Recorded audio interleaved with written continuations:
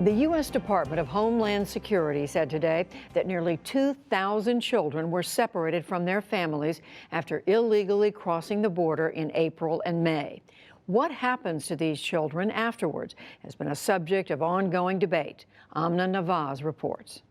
Last year, more than 40,000 unaccompanied immigrant children were housed in shelters run by the Department of Health and Human Services, a network of more than 100 facilities in 17 states.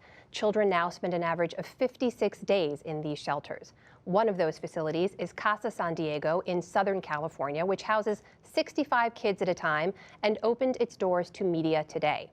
Jean Guerrero of PBS member station KPBS was there and joins me now. Jean, there's obviously a lot of interest about these shelters, about these facilities, around the conversation of family separation.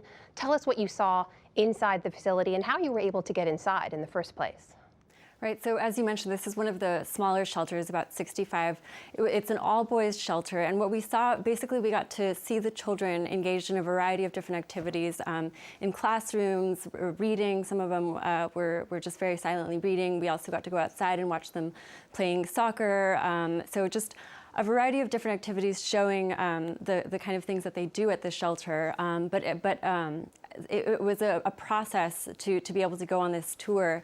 As you mentioned, it was a very rare look inside of these shelters. The Department of Health and Human Services rarely opens up these shelters to the media because they want to protect the privacy of the children. So in order to participate in the tour, we had to agree that we would not be doing any kind of video recording, any kind of audio recording, no recording whatsoever. We weren't allowed to speak to the children, so I couldn't interview any of the children to get their firsthand experience of what it's like to live at these shelters. So even though we got to see them engaged in a variety of activities that did seem like they were having a good time, like it was a real learning environment, we couldn't engage with them directly to get their experience. I should point out the pictures that we're seeing were handed out to us, taken by the facility and provided to members of the media since you weren't able to take your own pictures. Very strict rules that they set forward before you can go in. No phones or recording devices. You have to stay with the tour group at all time. No interviews with staff or children unless arranged in advance. What do we know about what the kids do day to day? How do they spend those days inside these shelters? Right, so they get about 2 hours. They get 2 hours of recreational activity. 1 hour is structured, the other is unstructured. They can do pretty much whatever they want. They have 6 hours of educational activities, so some of the classroom stuff that we saw. And they do, one of the things that I found really interesting is they're able to make 2 phone calls a week, 10-minute long phone calls, supervised phone calls. And I just thought that was interesting given the fact that an increasing number of these children are children who have been separated from their families under the new zero tolerance policy and the family separation practice that we're seeing under the Trump administration.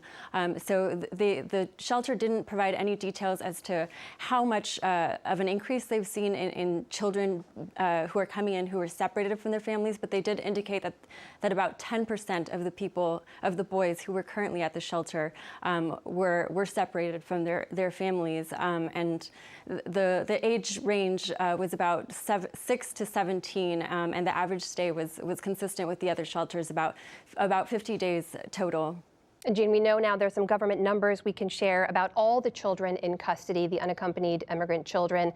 As you mentioned, they fall in that age range. The kids from fiscal year 2017, the government has said half of them were over the age of 14, also meaning half were under the age of 14. 2/3 were boys. 95% were from 3 countries, Guatemala, El Salvador, and Honduras. Do you know any more about the kids in this facility?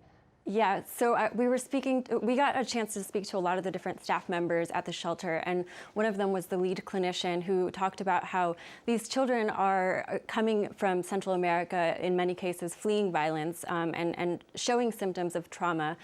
He didn't provide any details, but he did mention that some of the trauma that they're witnessing in these children comes from the family separation issue, and so they provide meetings with clinicians who do mental health evaluations immediately upon the arrival of the children, and then they also do ongoing meetings with psychologists individually once a week and group settings another also once a week. So really it was about trying to bring transparency to the process and what's going on at these shelters, trying to show us what the kids' lives are like. But it was pretty difficult to really get a sense of it, given the fact that we weren't able to speak with the children directly, even off the record. A brief but fascinating look inside one of these shelters. Jean Guerrero from our member station KPBS. Thanks for your time. Thank you.